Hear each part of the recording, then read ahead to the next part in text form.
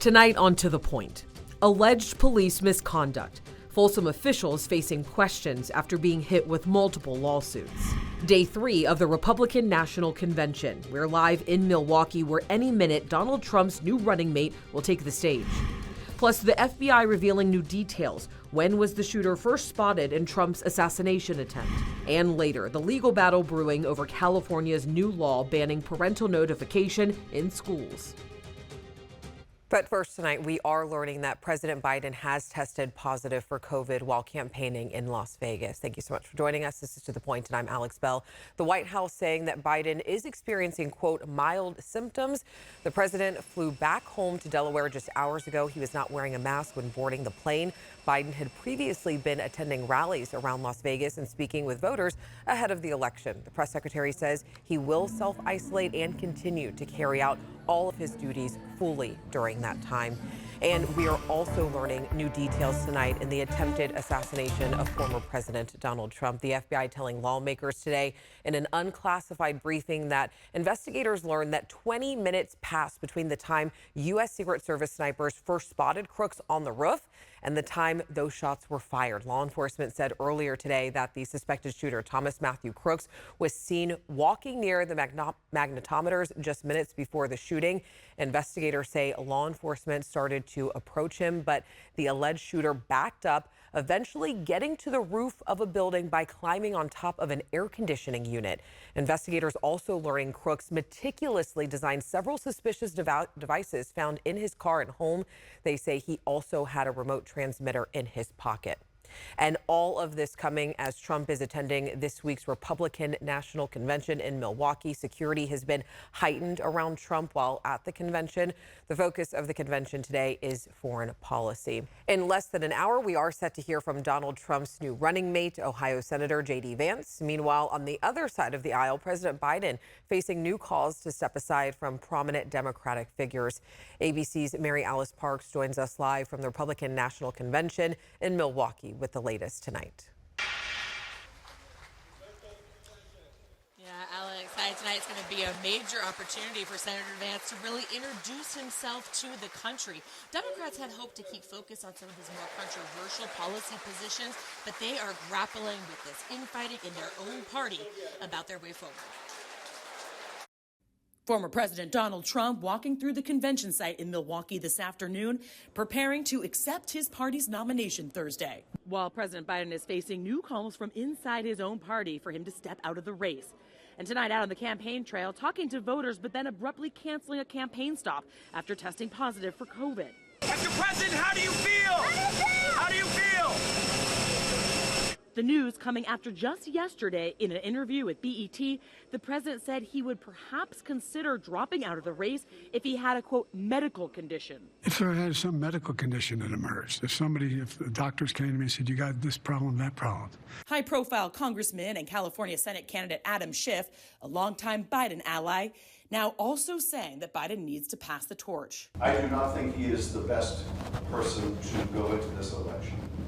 I think if he is our nominee, I think we lose. Democrats now planning to hold a virtual vote the first week of August in their nominating process. Sources telling ABC both Senate Leader Chuck Schumer and House Leader Hakeem Jeffries pushed for this timeline. A poll taken last week and released today by the Associated Press found 65% of Democrats said Biden should withdraw. Tonight, Trump's new running mate, Ohio Senator J.D. Vance, set to address the Republican National Convention, speaking earlier today at a fundraiser, his first since joining the ticket. We're going to get out there and try to fire up the crowd tonight and make the case that we have got to reelect President Donald J. Trump to the White House. Vice President Kamala Harris releasing this video, calling Vance a rubber stamp for Trump's agenda. And make no mistake, J.D. Vance will be loyal only to Trump, not to our country. And unlike Mike Pence, Vance said he would have carried out Trump's plan to overturn the 2020 election.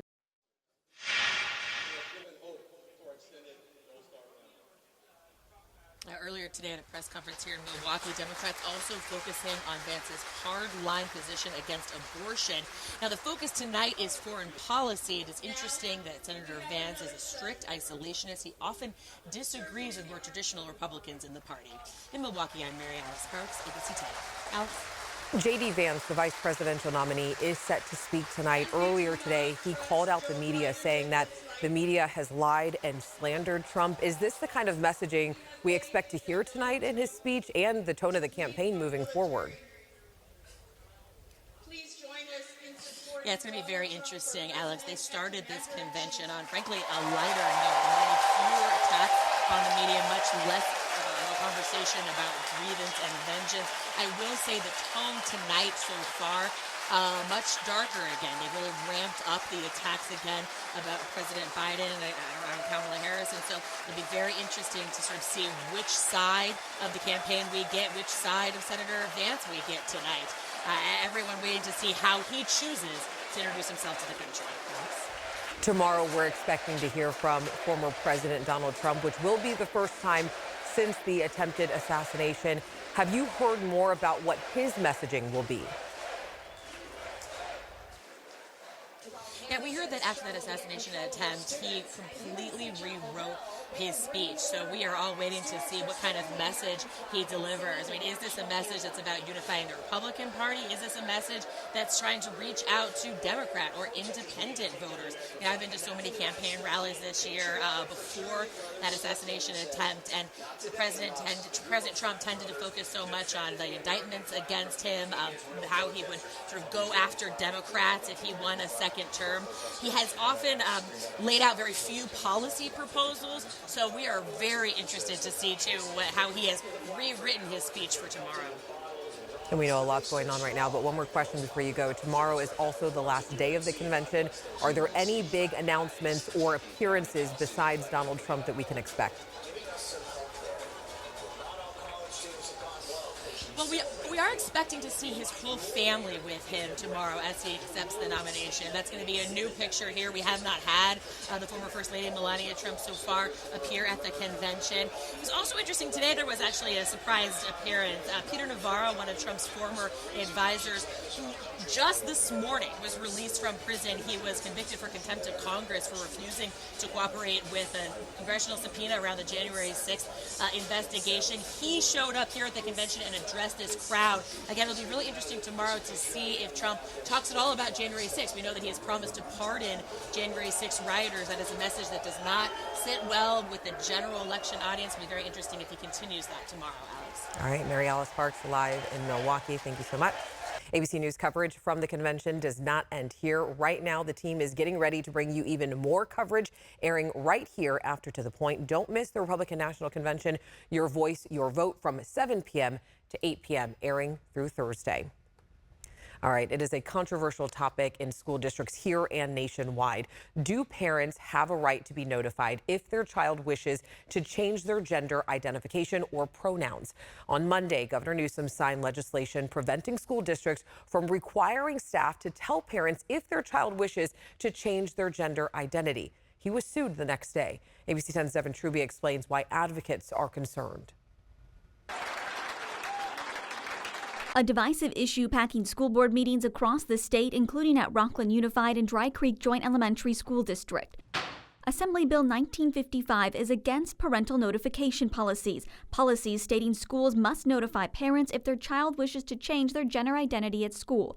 Newsom signed 1955, the Safety Act, Monday, banning schools from outing students to their parents. The Chino Valley Unified School District and 8 families sued him for it the next day. Parents have the right to direct the upbringing and education of their children. Parents have the right to make decisions for their children. It violates the First Amendment free exercise clause in that, our parent plaintiffs are Christian and they are raising their children Christian, and their religion says that, gender is immutable. Emily Ray is an attorney with the Liberty Justice Center. She's arguing the law violates the First and 14th Amendments, but also FERPA, which gives parents certain rights to school records. Bill author Assemblymember Chris Ward argues, what about the 4th Amendment, the student's right to privacy? This absolutely harms youth. It sets them back. As somebody who is myself had to go through the coming out process, it's very personal. His bill goes into effect in January. It stops districts from enacting so-called outing policies, provides resources to students and parents, and prevents retaliation to staff. It still does allow for situations where, as mandated reporters, if you're seeing that a student is having a declining experience, it doesn't prohibit the disclosure of information. It prohibits requiring all teachers to forcibly out students if they hear some of this hearsay, and that's an important distinction. Christy Hurst is a mom of 3 children in the district suing Newsom. She says she's watched her district spend $1 million in legal fees on this fight. But she also represents thousands of kids and their families across the U.S. with Our Schools USA. You do have students who are not safe to go home and tell their families, and schools cannot be successful if students do not feel safe. The Safety Act does not prohibit teachers from sharing gender identity information with parents. It just makes it so they aren't required to, giving teachers discretion. And the law firm says there is still time for other districts to join the lawsuit. We reached out to Rockland Unified, but we have not heard back yet. The Dry Creek Board of Trustees directed us to their communication office, and we have not heard back yet. All right, still ahead onto the point. Folsom officials facing questions after being hit with multiple lawsuits. Beautiful start to the day with temperatures in the 50s, highs warming back to near average, tracking those 100s on the way. Plus, why a local homeless shelter that is housing families is closing its doors.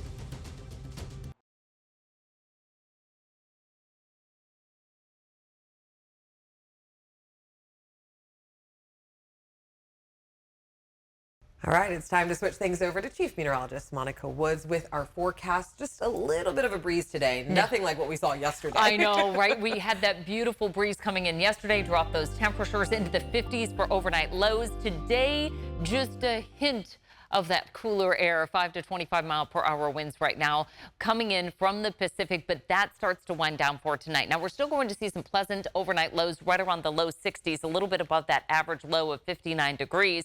And we'll see temperatures largely in the 80s and 90s as we head into the early evening hours. Now, under this ridge of high pressure, we're going to be tracking the return to 100s. Our lows that have been sitting off the coast are going to get diverted right up to the north of us. So very little onshore flow, and you can see those temperatures reflect that right around 100 as we head into our State Fair forecast into the weekend. But keep in mind, even when we hit those highs near 100, most of the day is spent in the 80s and 90s. Now, we are going to be leaning warmer still in the forecast for the end of July, and our weather impact alert is back. Major to extreme heat risk returning early next week, and it's going to be for a couple of days here. So we're going to be tracking those highs, getting back in to that territory where many people are impacted. Highs in the 80s tomorrow for the Sierra, with 90s to near 100 through the foothills as we head towards the coast. Highs back near 70, 90s inland, but widespread 100s throughout the valley after morning lows right around 60. So it's still a really pleasant morning into our Thursday forecast. It's the afternoon that gets quite toasty, with a slight chance of thunderstorms returning to the Sierra by the beginning of the weekend.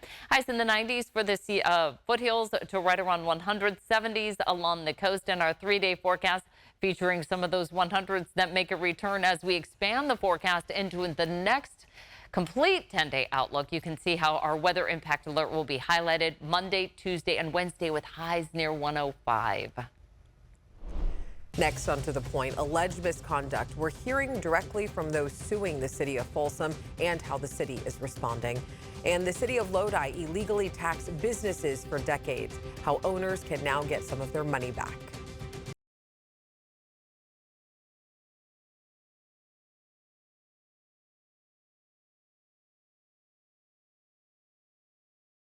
Tonight, for the first time, we are hearing directly from former Folsom police officers. They are suing the department and the city of Folsom, alleging racism, sexism, and discrimination by fellow officers and their superiors.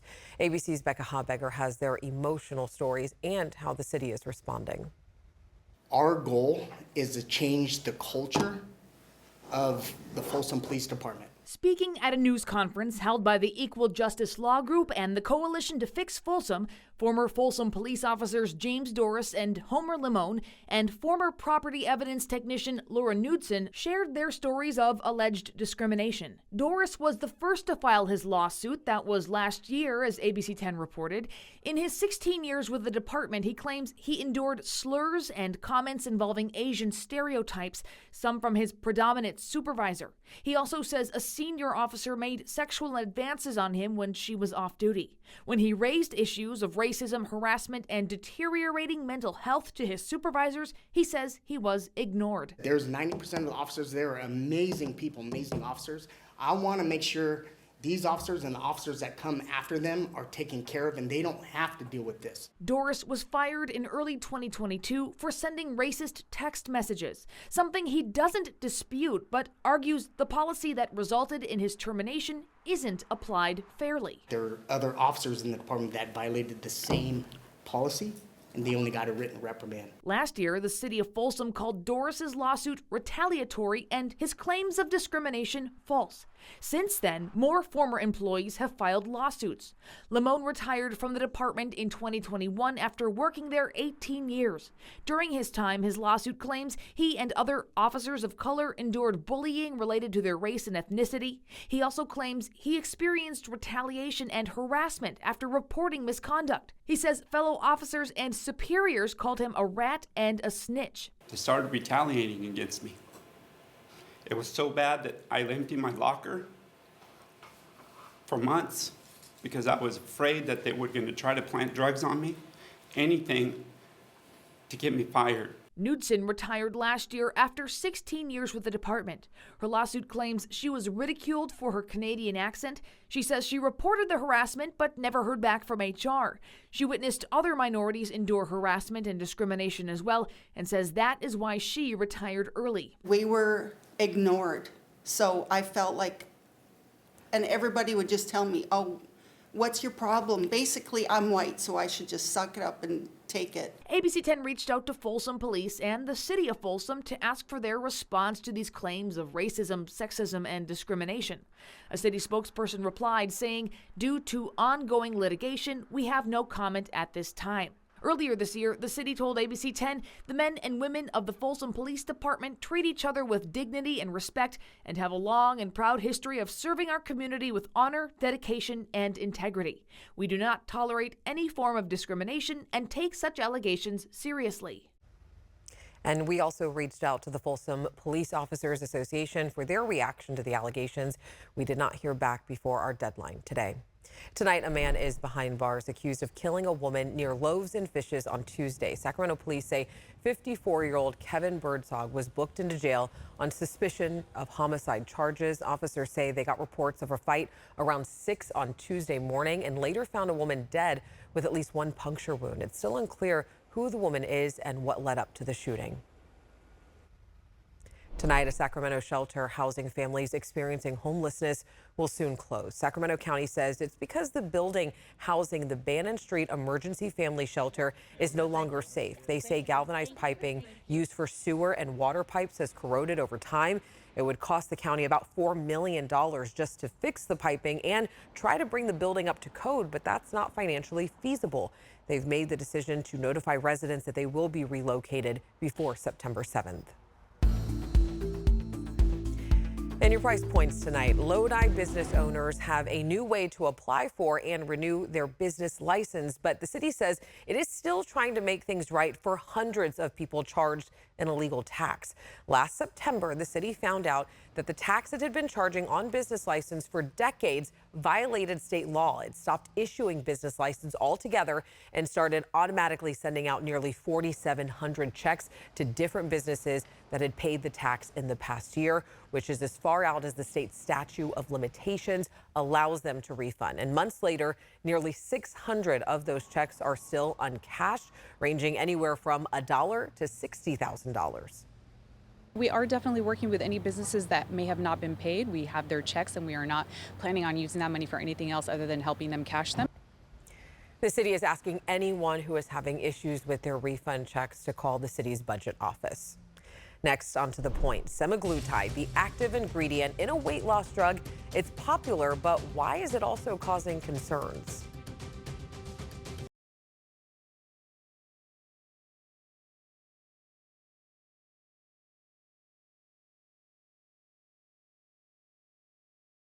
Coming up tomorrow on To The Point, we are looking at the rise of semaglutide. It is the active ingredient in the popular weight loss drug called Wegovy. But those who can't get their hands on it or afford the brand name have turned to an alternative called compounded semaglutide, and it's causing concern.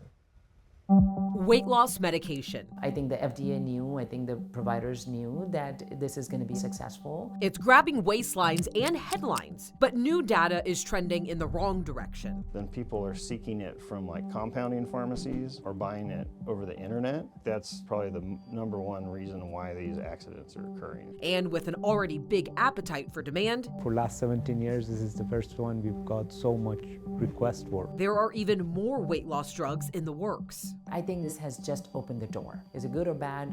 I'll just leave that up to you.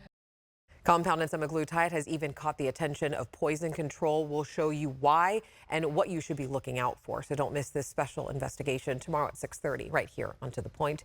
As always, thank you so much for watching and for inviting us into your home. Remember, people are strangers we just haven't gotten the chance to meet yet. So take the time to get to know someone. Have a great night, and I'll see you tomorrow.